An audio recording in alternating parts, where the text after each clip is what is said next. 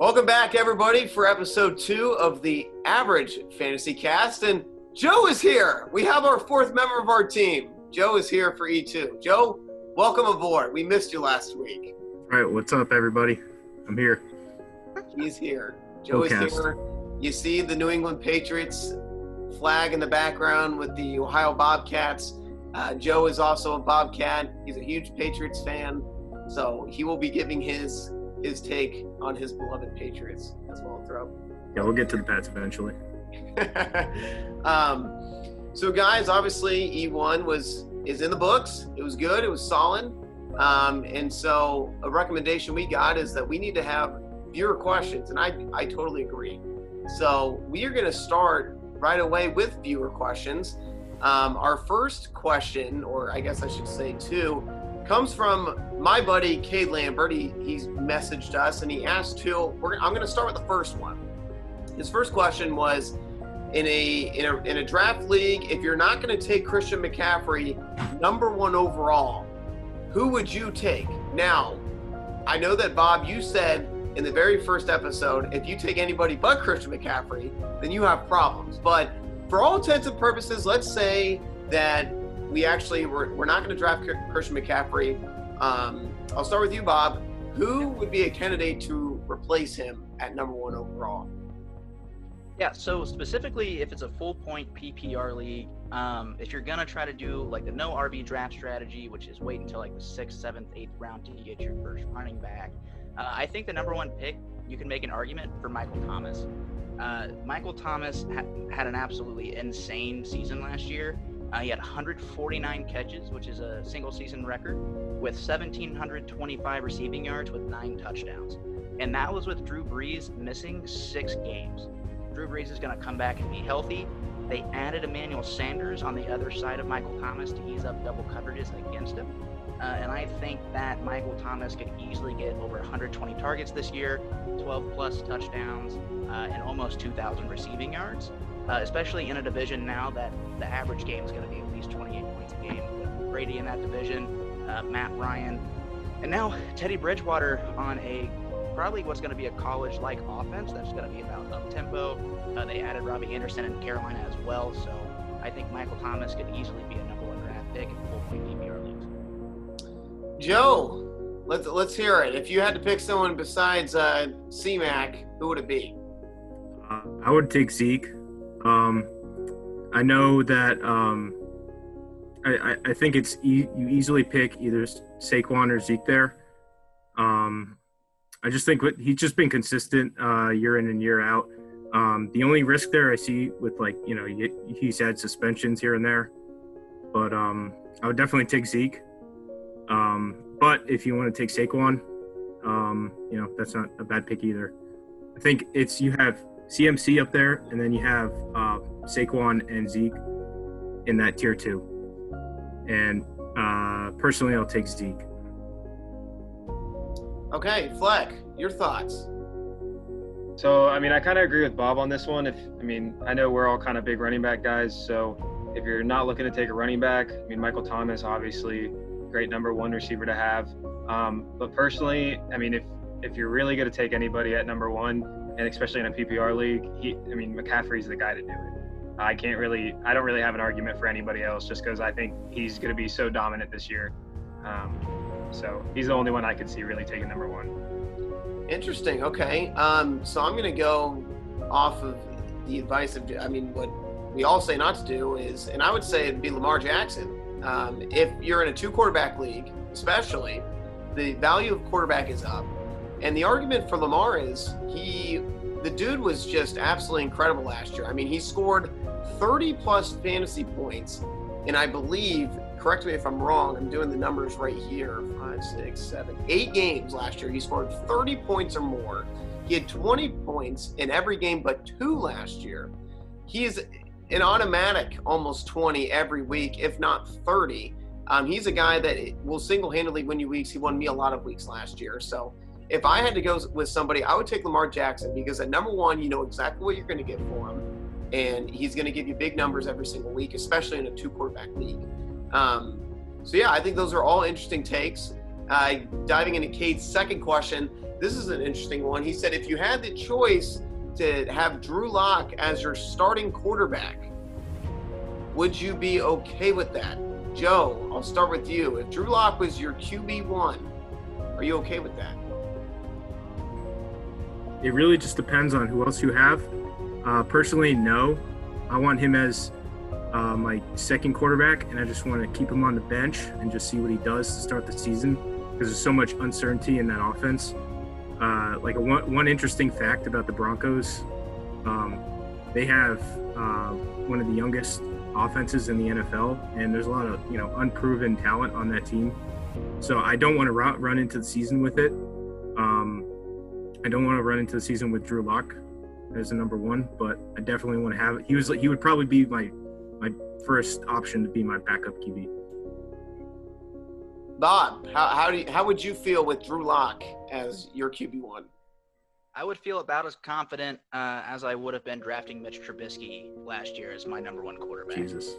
You just don't know what's going to happen. I really fear as if he could kind of have that drop-off that Trubisky had from going to 2018 into 2019. You just don't know what he's about yet. He only has like 4 or 5 true NFL games under his belt. And if you look at his offensive line, their left tackle is one of the worst in the league.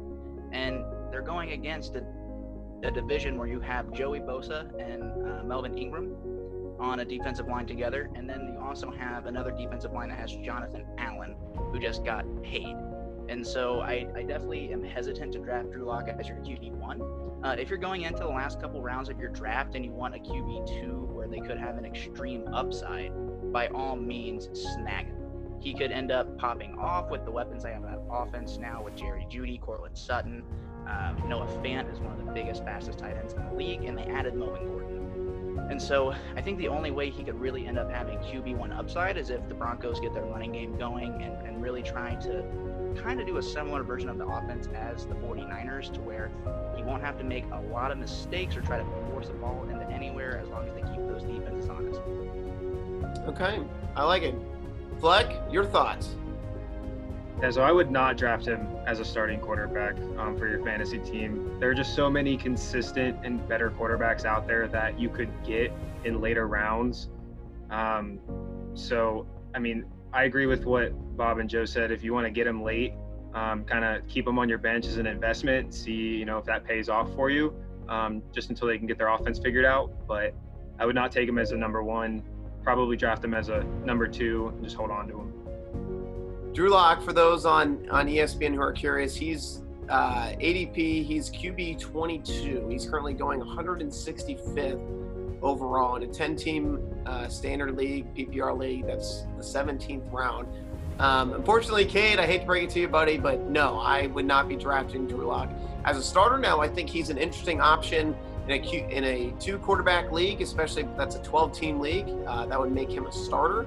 I think in dynasty formats, that also makes him a viable QB2, QB3 as well with some upside. But no, in a standard 10 to 12 team league, there are a lot more better options at quarterback. Cade, thank you for the questions. And for all the viewers out there, please send us questions. We're happy to answer them, and we love getting to talk to them. So, but our biggest segment this week, guys, is we all talked about this. We want to focus on rookies. Who could be somebody that could be a great value late in your draft, a rookie that can burst onto the scene. We see it every year in fantasy football. Fleck, I know you're pretty excited about one rookie. I'll let you start. Yeah, so the rookie I think is going to, make a direct impact on his team early on is CeeDee Lamb. He's taken 17th overall in this year's draft by the Dallas Cowboys. He's an explosive receiver out of Oklahoma, one of the highest rated receivers Oklahoma's ever had. If you're looking back into his last year in college, he was explosive from the slot position. He had about 24 yards per catch last year, which was second in college football. He also had the second most missed tackles on catches and third most yards after contact last year in college. So this man is special. This man is explosive. I think he's going to be a star in the NFL. He will be competing against Amari Cooper and Michael Gallup for targets. So, until he can actually prove himself, I don't think defenses will be treating him as a number 1 receiver. So that's something to look at. As well, Jerry Jones wants him to wear number 88. And with Dallas Cowboys, a receiver with the number 88 means something. You got guys like Michael Irving and, Des Bryant. A lot of special receivers come out of Dallas wearing that number. So Jerry Jones wants them to be something special. And I said earlier, before we got on here, Cowboys offense, second in passing yards last season. So I'm excited to see how CD fits into this offense, how they decide to utilize him. He's being drafted in leagues just outside of, top 100 picks. But I would recommend grabbing him a little earlier than that. I think I grabbed him in like round 5 in our dynasty league that we have. And especially if you're in a dynasty league, this rookie could be something special down the road. So I really think he's going to be a stud in the National Football League, and I'm excited to see what he's got to offer this year. Absolutely. Bob, I know that you've got a couple guys that you think that could help fantasy managers this year. Yeah, so my first is definitely somebody who's going to get you a little bit more upside right away, and that is the St. Louis Rams running back Cam Akers. You mean the LA Rams? You're right. The St. Louis Rams, blast from the past. Sorry, I'm a Jeff Fisher guy through and through. So he's competing with Darrell Henderson and Malcolm Brown in what's pretty much an open competition at the moment. They drafted him in the second round at 52 overall. One of the first running backs taken off the board besides Clyde Edwards-Helaire with the Chiefs.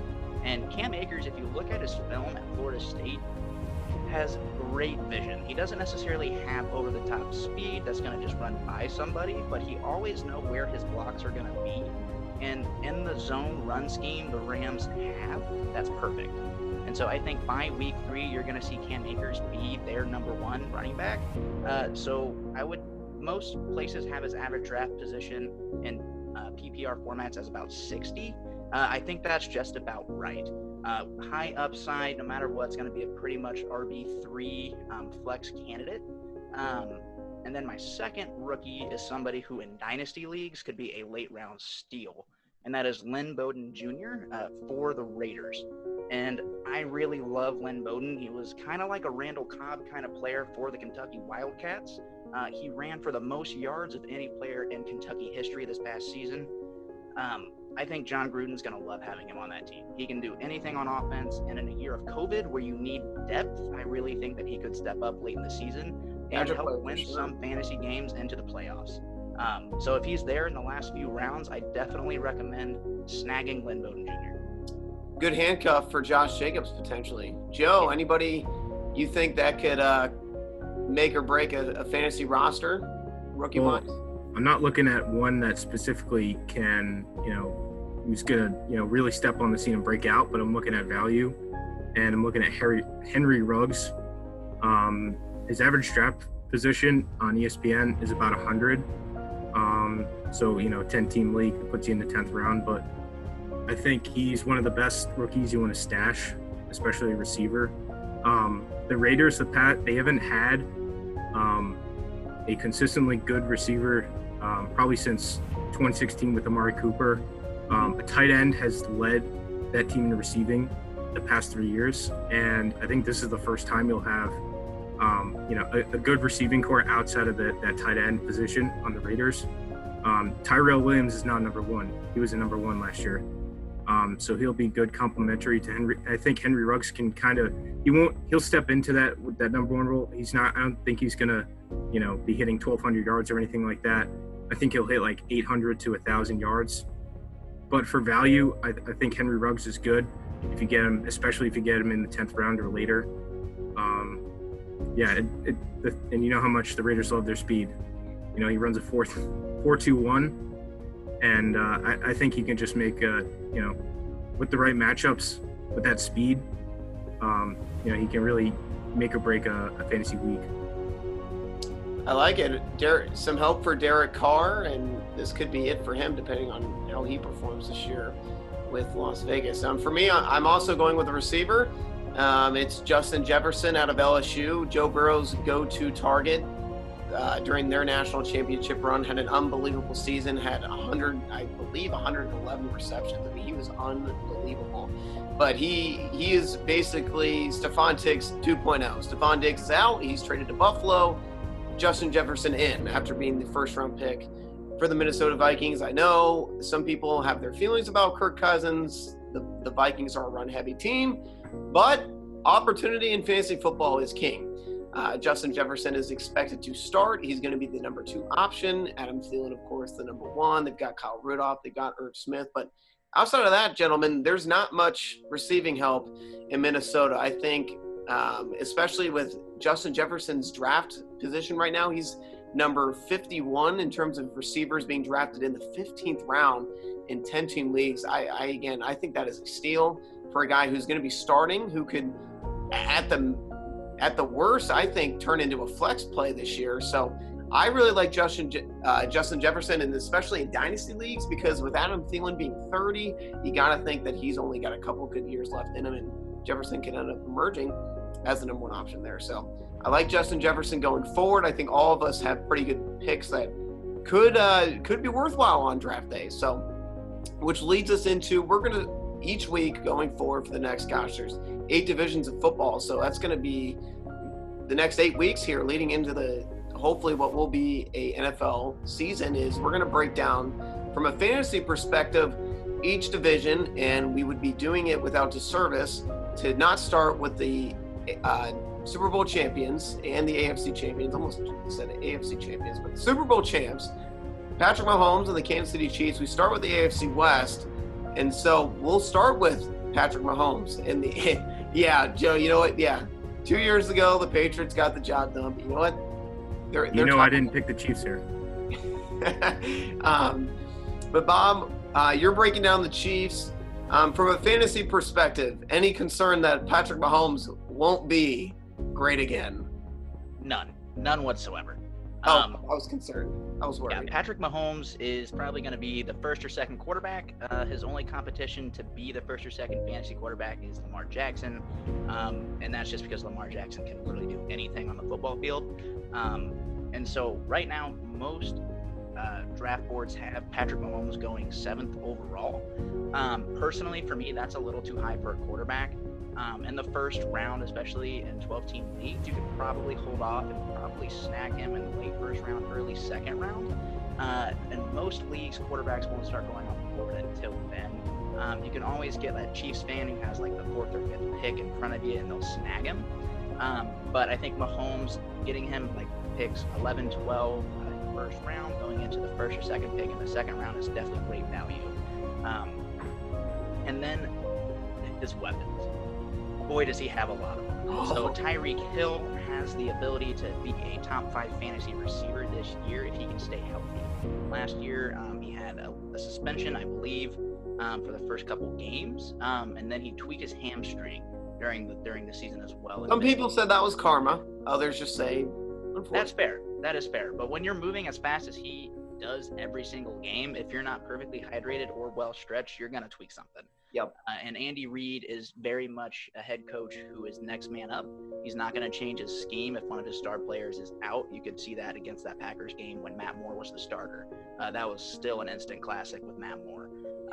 So I definitely recommend drafting Tyreek Hill, either the early second to mid-second round. His average draft position, I do believe, is 18. And strangely enough, Travis Kelce's draft position is 17. One higher than the wide receiver 1 for the Chiefs, which you won't see that a lot with tight ends going ahead of the team's wide receiver 1. On ESPN, Tyreek Hill is going 11.9. He's going top of the second round. Kittle? Tyreek Hill. Okay, I use ESPN and they have him at 20 or at 18. And so Travis Kelce, I think, honestly has as much fantasy value as most wide receiver 1s on the Kansas City Chiefs, the way they scheme him into the game. They not only use him as an intermediate guy in the red zone, but he's also a deep threat on that team as well. Andy Reid's not afraid to have literally anybody take a vertical route, and Patrick Mahomes can throw the football about 80 yards. So anybody at any point on that team can go deep and score. The next person is Clyde Edwards-Helaire. I had his ranking set before the Damian Williams news came out that he is sitting out for the season due to COVID. So now Clyde Edwards-Helaire is definitely a late first round or early second round pick in any league. Value in a dynasty league up. Andy Reid doesn't like using one running back all the time. He's a running back by committee guy, except for LaShawn McCoy's first 2 years for the Eagles. And Brian so Westbrook. I still wouldn't draft him in the top 5. When you still have Christian McCaffrey, Saquon, Zeke, Dalvin Cook, those kind of guys in front of him. especially since he's a rookie. And so while Clyde Edwards-Helaire is going to be an insane threat out of the backfield coming out of the LSU NFL offense that he was on, I still think that in an Andy Reid system, he's not a top 5 draft pick. Okay. And then my kind of sleeper for the Chiefs this year is Mecole Hardman. I think they're going to really try to use his speed to not only open up Tyreek Hill, but to also sneakily take the top off of those defenses. And I could easily see Hardman having a 1,000-yard receiving season this year. I like it. I think the Chiefs are a team that's going to be very fruitful for fantasy. So it's hard to disagree with you on any of your points, Bob. Fleck, you're breaking down the LA Chargers, some changes in the offseason. No more Phillip Rivers. That's going to be odd. Melvin Gordon is a Denver Bronco. Joe will be touching on that when he breaks down the Broncos. For the LA Chargers, Fleck, what are the prospects? Who are we targeting? Who are we avoiding? Yeah, so, I mean, the Chargers this year, they drafted 4 offensive players and 3 defensive players. And their GM, Tom Telesco, I believe is how you say that, and head coach Anthony Lynn, they're looking to still grow on that success they had last year, even without Phillip Rivers and Melvin Gordon, like you mentioned. So, some key players to really look at on the Chargers. You got Keenan Allen, obviously. He's going to be the wide receiver 1 there. He is a seasoned vet entering his 8th year here in the NFL. I think he's kind of got boomer bust potential here. Last year, he finished half his outings in the top 20 and the other half outside of the top 30. So I think that kind of, supports the boomer bust claim. I would look at him taking him late 5th round. Nothing earlier, really. He'd be a good solid wide receiver 2 for your fantasy team, but definitely would not draft him as a wide receiver 1. Another wide receiver for the Chargers, you got Mike Williams. Again, with the loss of Rivers, kind of hurts his value. However, since he's entered the league, he's improved his stats every year. So that's pretty exciting. He did finish 2019 with over 1,000 yards, despite only having 49 receptions. So if you match that, though, with the 2 touchdowns on 11 end zone targets, he could be considered a low-end flex option play. I would not reach for him, but if he falls low enough, probably snag him there. Another guy to look at, Hunter Henry, tight end, pretty consistent guy. Even though he missed 4 games last year due to a knee injury, he did finish the season for career highs in targets, receptions, and yards for himself. He might be one of the Chargers' most consistent weapons this year, even without Rivers at quarterback. And, look at him as a tight end 1 for your team when he's active. Another guy to consider, obviously, running back 1, Austin Eckler, now that Melvin Gordon's out. As a receiving back, he did rank 2nd among the backs in targets, receptions, yards, and touchdowns, despite Gordon being there. So that's, pretty interesting considering Gordon had a huge role in that offense. Again, however, bringing in another new quarterback under center and Gordon being gone, look at him getting more carries this year and also being a consistent check down for the new quarterback. Little dump passes off to him when, the pocket collapses. So he's getting taken around, 25th. His ADP is 25. So I think that's about right for him, especially on a team which offense is so uncertain. I would argue that's a good value. Early 3rd round, I think that is a very good value. Definitely being an RB1. That's might be probably one of the most consistent players they have this year. And then looking at the Chargers quarterback situation. So you got Justin Herbert, just being drafted 17th overall this year. And then them bringing in Tyrod Taylor, who is experienced in this league. I would kind of say that Tyrod situation here is very similar to the one that he had in Cleveland.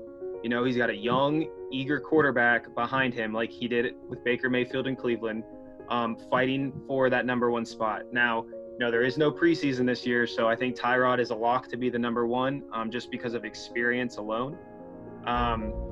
So for now, look at him being that number 1, but until Herbert gets a chance to prove himself to be a quarterback 1, these 2 quarterbacks are probably going to be undrafted in leagues. Tyrod, if anybody's going to get drafted. So if you have an open slot on your bench, pick one of them up and see if they do anything that's worth value.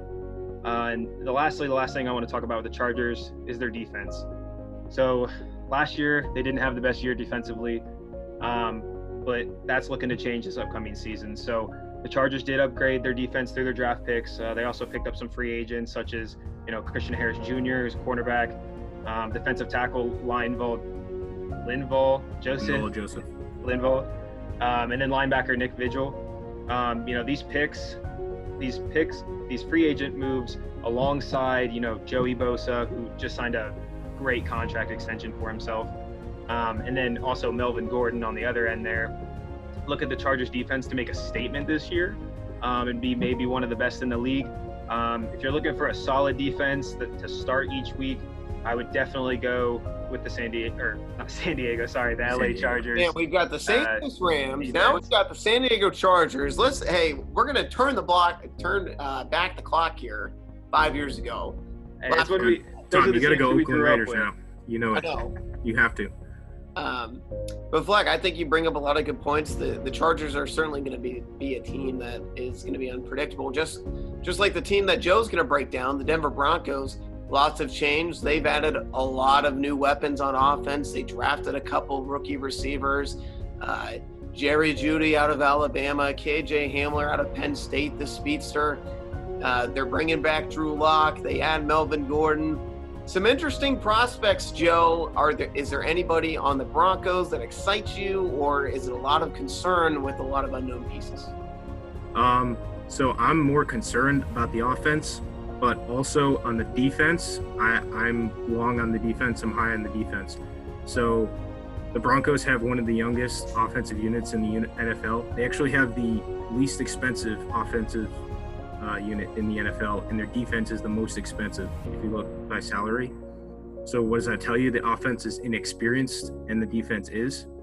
And if you look back at surprisingly, the Broncos, they finished 4-1 down the stretch last year, and they were 3-8 originally. I remember when they beat the Browns. It was just like the Browns had to win that game because the Broncos were so bad, but that wasn't the case.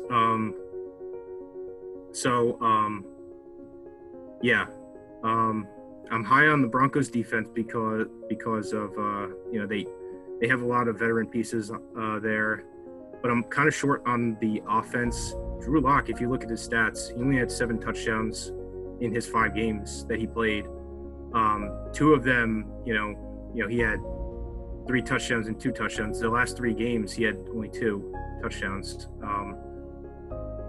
And a lot of those wins were, jolted by the defense.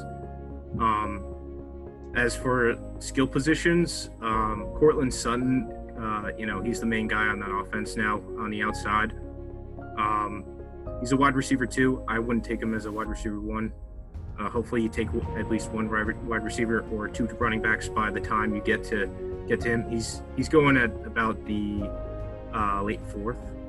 So if you get 2 running backs or 1 receiver before then, that'd be good. Jerry Jeudy, he's kind of in that Henry Ruggs territory for me. Pick him when you already have most of your starting lineup already. Just kind of stash him on the bench, see what happens. But also KJ Hamler, I think you should be able to get him later than Jerry Jeudy, just because of people know Jerry Jeudy a lot more. He's more likely to be reached for, Jerry Jeudy. If you can grab KJ Hamler when you already have your starters and you have a couple of good bench players, that he'll be good to stash. Tight end, looking at Noah, there's kind of a logjam there. There's a ton of good tight ends on that team, but I think Noah Fant, obviously since he's the first round pick, he was their first round pick in 2019. I'm pretty high on him. He gives off that vibe of that late T or lower end TE1, high end TE2 that could step up and really become like a real fantasy tight end. You think like Evan Ingram 2017, Mark Andrews last year, OJ Howard 2018. Yeah, he just kind of fits that mold. So I think he should. Yeah, a couple times last year he missed. He was not in sync with Drew Lock, but hopefully the offseason helps with that. And then the running back situation, I think this is the most fantasy relevant. Melvin Gordon is not an RB1. He's an RB2, especially since you have Philip Lindsay. I think whoever gets the hot hand, honestly, will make the most fantasy impact here. I mean, just think back with the Chargers. Melvin Gordon, an injury, a holdout. Whenever he was out, Austin Eckler stepped up, and I think the same thing can happen with Philip Lindsay. So, I mean, if you take Melvin Gordon, he's an RB2, and then he might slide down to flex. And then Philip Lindsay he's kind of in that flex spot, and he has the potential to move up to the RB2. So that's where I see those guys. So overall, I'm kind of short on the offense. The only guy I would pick to make the only guys that I would pick that you'd have start is Melvin Gordon and Cortland Sutton. Everyone else is flex range or bench. See what they got. And then the defense, honestly, if you can take the defense, and if you don't have one of those top 5 defenses, I would pick the Broncos defense. If one of those top 5 aren't up there, I would take one of them. Or take the Broncos. Yeah, I think another team that has a lot more questions than answers is the team I'm breaking down, the Las Vegas Raiders. I'm not going to say the Oakland Raiders.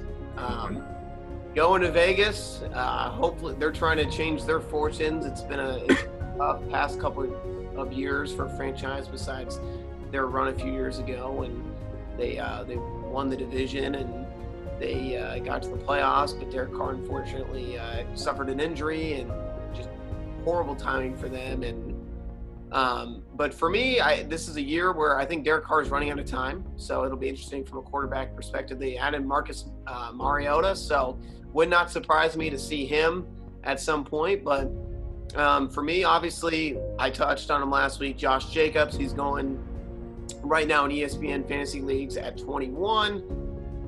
Excuse me. I think he's going to be a great fantasy back who has great upside. So lock him in as a high-end RB2, low-end RB1 if you feel like waiting on running backs. At tight end, Darren Waller Baller as they call him. He was a fantasy darling last year. Many people picked him up as soon as Antonio Brown decided to go Antonio Brown and leave the Raiders. Waller Baller emerges, finishes the year as the number 2 fantasy tight end, and man, was he awesome. 90 receptions for over 1,100 receiving yards.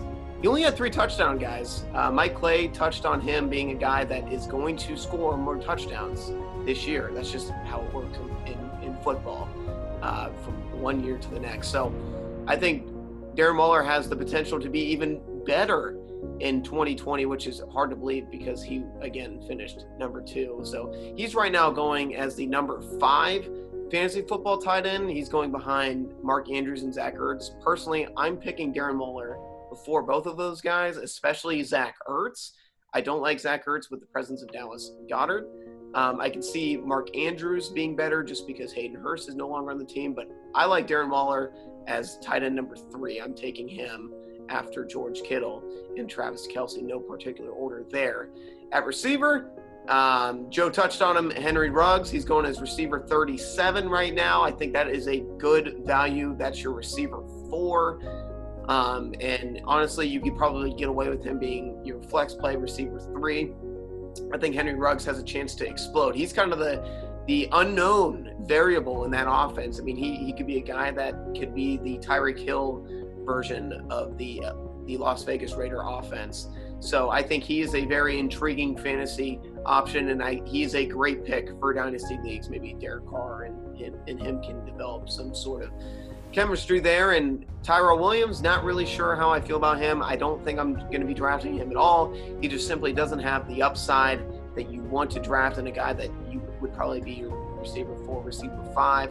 Some people have mentioned Hunter Renfrow out of Clemson. Last year he was a rookie. He was kind of the possession guy. I think he could be interesting in year 2. But for me, not a lot of guys that you want to target on the Raiders outside of Josh Jacobs, Darren Waller, and Henry Ruggs. Those are the 3 that if you're going to draft, you go ahead and proceed with.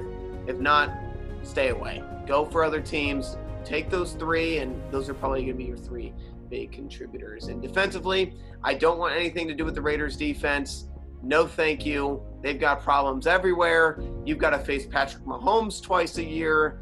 You've got to face the Chargers twice a year, who I know has Tyrod Taylor, but they've still got Austin Eckler, Keenan Allen, and those boys going on there. And I think the Broncos are going to be better. No thank you. You can find a better streaming option defensively. So that's our breakdown of the AFC West. I think it's going to have good fantasy players. It's going to have guys that could really help your team.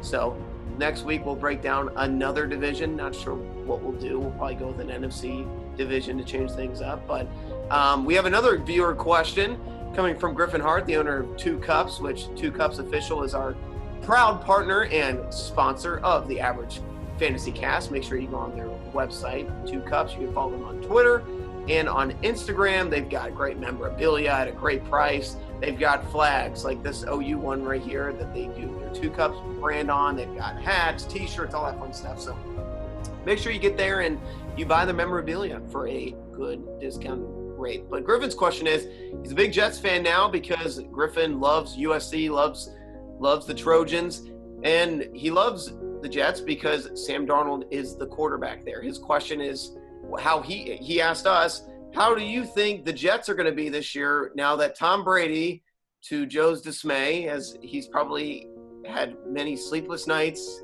cried himself to sleep. You have no idea. Is now a Tampa Bay Buccaneer. From a fantasy perspective, gentlemen, really quickly, Sam Darnold, do we think he's going to be better this year? Is he a guy that you can count on as a QB2 or a backup? Let's start with Joe. Can I count on him as a starter? No. Can I count on him as a backup? Yes. He's one of those guys. He kind of fits in that Drew Lock territory. He's like one of those first guys I want to have to just sit on my bench and just, let's see what he does. He was like that Lamar Jackson.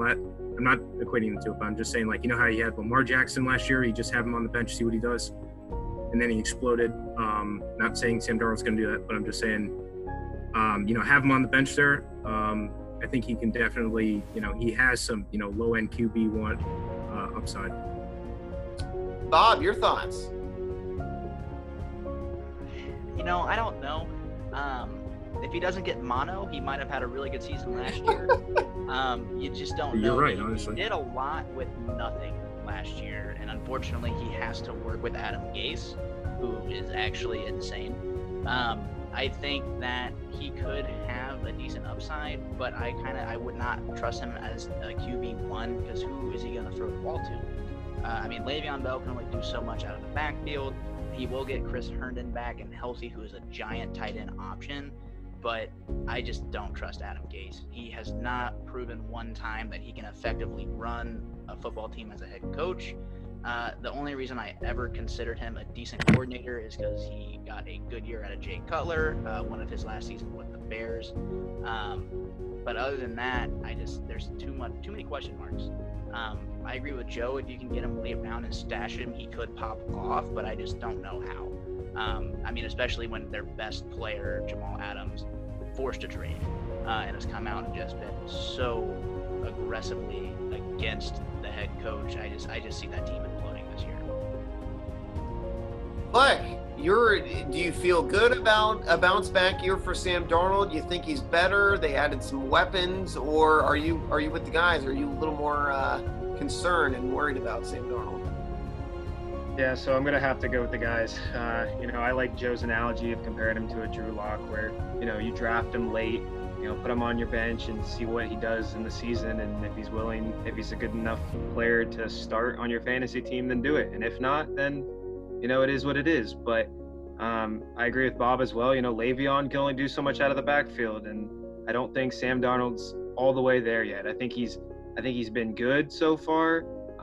And in the games that he has played, he has been pretty decent, but I think he's just got another level to him that we haven't seen yet. So hopefully this year he can put something together. Kind of back to the question of how will the Jets do with, no Brady in that division.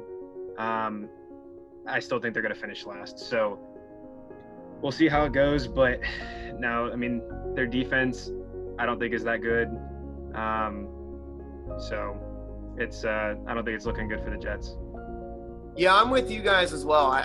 Sorry, Griff. I know you love Sam Darnold. I think he'll be better. I think Jameson, a full year with Jamison Crowder. They added Rashad Perriman. Hopefully, Le'Veon Bell's better. They get him back at the tight end position. But I'm with you guys. I think he's a good guy that if you can get as a QB3 in a dynasty league, stash him, see what he does.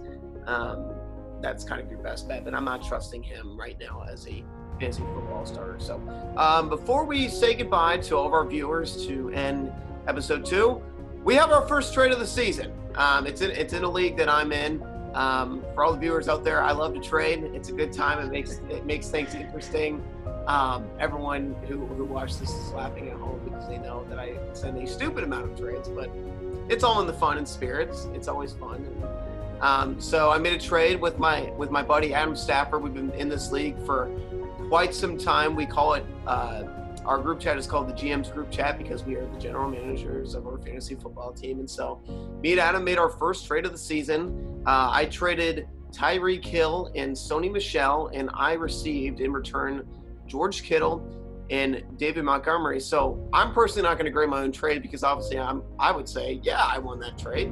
So I'm going to leave it up to you three. I want to hear your guys' thoughts. Keep it quick. You don't even necessarily have to give a winner of the trade, but break it down. So it's Tyreek Hill and Sony Michel for George Kittle and who's the other guy? Sorry. David Montgomery. Running back for the Chicago Bears. I like it. I think George Kittle has as much upside as a wide receiver 1, especially depending on how Debo is at the beginning of the season with his foot injury. And I think David Montgomery is going to have a great sophomore campaign. My Bears bias is coming out, but we're going to run a lot more 12 personnel, try to run out of the backfield a lot more instead of out of the shotgun. And I definitely think that he will have a much better season than Sony Michel. Yeah, Look, I know you're a big Kittle fan. Yeah, I mean, I am a big Kittle fan, and Kittle's just too dominant of a tight end to, I think, not have on your team. Him and Kelsey, obviously, two best tight ends in the league. So you getting Kittle, obviously, is huge. I love it, and I think Montgomery has a lot of upside this year, a lot of potential. I'm excited to see what he does. As far as, giving up Tyreek Hill, I mean, if you got some other receivers on your team that will be able to make up for, not having a guy like that, then, it's okay. So I just don't like the uncertainty with the Patriots and Sony Michel. Plus, you got guys like Harris and Burkhead that, could be more of a factor than Michel. So I do think you got the better end of the trade there, and I give that trade overall B+. Trades obviously depend a lot on who else you have on your team, so maybe it benefited both of you. It's not a terrible trade by any means, so both people could have very easily benefited from it, but I think you got the better end of the bargain. Okay. Yeah, Fleck, don't forget James White. I mean, there's a lot of mouths to feed in that backfield. And I think the X factor on this trade is those two running backs. And just for this season, I definitely think that David Montgomery is the play. Tyreek, he'll probably produce a lot more fantasy points than George Kittle, but value-wise, because every team needs a tight end, George Kittle is kind of, I see that as equal to Tyreek Hill, just in value. So I think with that, and David Montgomery has better value than Sony Michel there. I say, Tom, you won the trade for the moment. I don't know out of the trade right now. Yeah, no, I mean, I'll give you guys my quick thoughts just on my thought process. So Tyreek Hill was actually technically my first pick. I didn't have a first-round pick in this league. I traded out. Took Tyreek Hill and Josh Jacobs at the top of the second round. I was not expecting Tyreek Hill to be there. I took him knowing that, okay, I'm going to take him because this is a value pick and I can probably turn him into something. So it's a 2-quarterback league. My 2 quarterbacks are Dak and Tom Brady. My running backs are Josh Jacobs, Miles Sanders, and Nick Chubb, which is already ridiculous with the fact that I didn't have a first-round pick.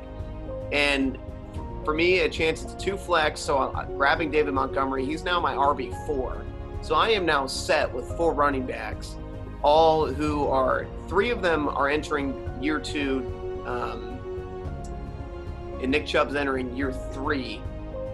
I've got 3 young running backs who've really yet to hit their peak. And so I just felt like with you guys, I think David Montgomery has a chance to be a really great value there.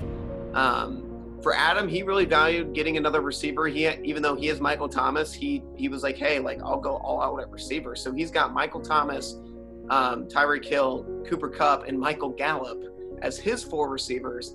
Now his running backs are a little bit weaker. Killer. Oh yeah, Yeah, he's got great receivers. I've got great running backs, and then my tight end was Gronk, but now Gronk is my number 2 tight end. So I added the best tight end in the game. Him and Gronk could be a filthy 1-2 punch. Now I will say my receivers are a little weak, but my receivers are Odell Beckham Jr.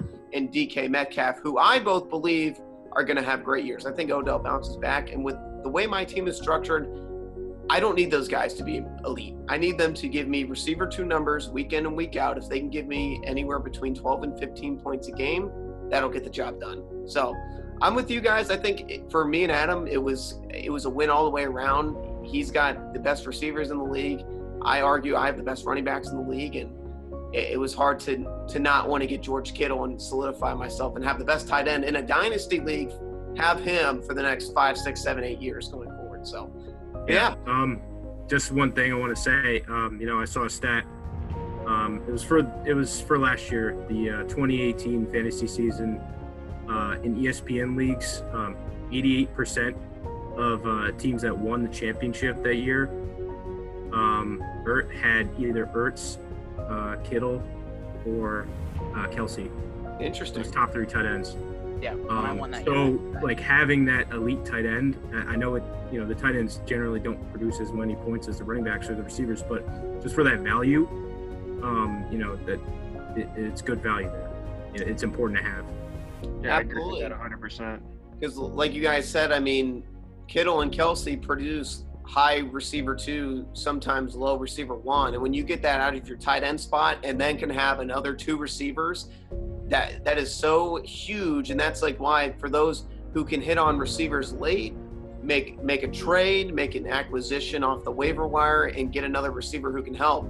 That is just huge to have someone out of your tight end spot who is consistently producing. So yeah, it was a good first trade for both parties, and I'm sure that in our league, in our dynasty league, that there will be trades to come as well. So that caps off week 2 here with the Average Fantasy Cast. Remember, for our viewers, DM us on Twitter, comment on our YouTube channel with questions you may have. If we have more than a couple questions a week, we are happy to answer them on Twitter. We'll just do a quick little breakout thing where we just do some sort of quick analysis, tweet it out. But we want to hear from you because obviously we don't want to just be talking about stuff that we care about. We want to know what our viewers want to hear about. So guys, it was a lot of fun. Joe, glad to have you. It's good to have our full team together, and we'll see everyone back here for next week for episode 3 of the Average Fantasy Cast. Make sure you follow us on Twitter and subscribe with us on YouTube.